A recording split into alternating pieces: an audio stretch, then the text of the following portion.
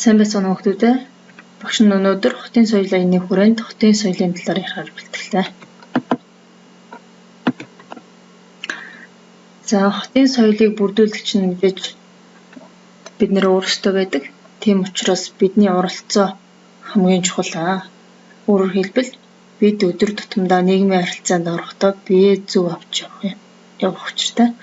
Энэ зөв дадал хөвшлээс хотын соёлтой төвшөлтөө гэж үздэг.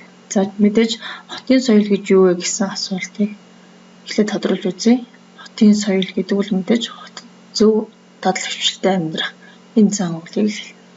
За тэгэхээр хотод мэдээж олон хүмүүс ажиллаж амьдарч байгаа учраас нийтийн эрх ашигыг хөндөхгүй байх, өөрийн эрх бусдын эрхээр хязгаарлагдаж байдаг гэдгийг ойлгож одоо бусдад саад болохгүй байх нь хамгийн энгийн соёл юм аа.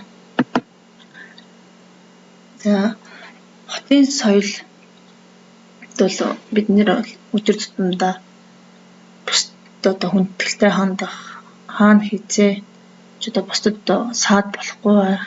За тэгээд цэвэр цэмцгэр орчин бүрдүүлэх, мөн одоо үзүр үйлчлэгээ болон бусад нийгмийн харилцаанд оролцож байхдаа бие зөв авч явах.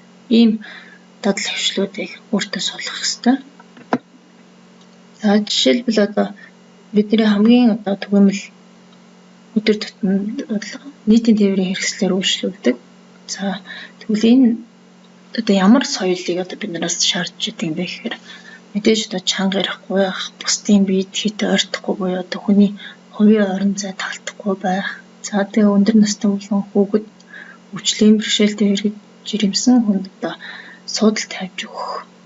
За мөн нийтийн тээврийн хэрэгслээр зорч байхдаа хогоо хаяхгүй байх. За мөн төлбөр хөлсөө төл зорчих. За бусдын зорчих хэрэгт хүндрэл учруулахгүй байх гэсэн соёлыг хамгийн түрүүнд одоо өөртөө суулгах ёстой. За өөр ямар соёлж харилцааг бид бий болгож болох вэ гэсэн асуултыг өөртөө тавиараа хүүхдэд.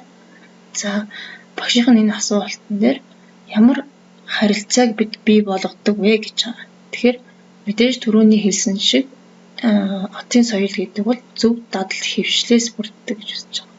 Өөрөөр хэлбэл соёлыг өөртөө бий болгоно гэдэг маань тухайн тэр соёл зан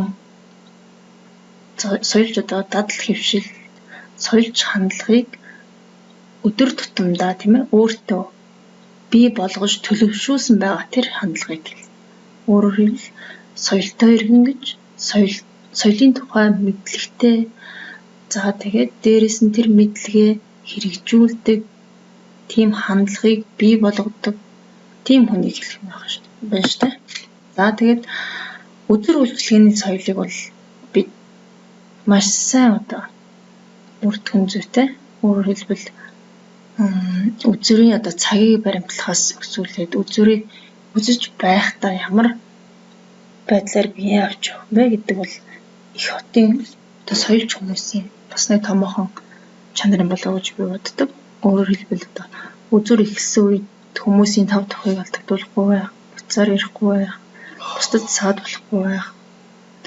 Одоо тохиромжгүй хоол хүнстэйгээр хэрэглэхгүй байх, үзүрийг нууцаар хуулбарлахгүй байх гэсэн ийм соёлыг өөртөө төлөвшүүлэх хэрэгтэй. За бусдад харилцах соёл гэж. За тэгвэл мэдээж одоо хамгийн түрүүнд бүдүүлэг үг хэлэхгүй байх, найр сэргийлдэг харилцах, бусдад туслах, эерэг хандлагатай байх, өөрийн асуудлыг бусдад одоо хамааралгүй байх, бусдад өөрийнхөө асуудлыг тоохгүй байх, за мөн өөрийн бурууг бусдаас хайхгүй байх гэсэн ийм хандлагуудыг, ийм соёлыг өөртөө төлөвшүүлэх нэ. За бие зөв авч явах соёл. Энэ бол цэвэр чинэмбай өөртөө тохирсон хувцаслах, мөн цаг агаартай тохируулан хувцаслах. За хувийн ариун цэврийг сахих, гудамж талбай олон нийтийн газар этгээд зан авир гаргахгүй байх. За хүүхдүүдэд зөв үлгэр дуурайлал үзүүлэх, бусдын үзэл бодлыг хүндэтгдэг байх, бусдын хөдөлмөрийг үнэлдэг байх гэсэн зан чанаруудыг өөртөө төлөвшүүлэх хэрэгтэй. За анхаарал хандуулсан та нартай баярлалаа. Соёлж иргэн гэсэн үгийг өдөр тутамдаа өөрөө одоо санаж амьдрал ахуйдаа хэрэглэхийг хүсье. Баярлалаа. Амжилт хүсье.